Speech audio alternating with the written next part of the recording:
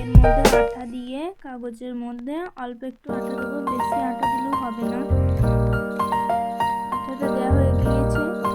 এবার এটাকে নিয়ে আমি এখানে জয়েন্ট হয়ে গিয়েছে, ভালোভাবে লাগানো হয়ে গিয়েছে। এবার এগুলো যাতে ভালোভাবে সেট হয়ে যায়, যাতে আর ছেড়ে না আসে এই সুতোগুলো, তার জন্য এটাকে কিছুক্ষণ ভালোভাবে শুকিয়ে নেব।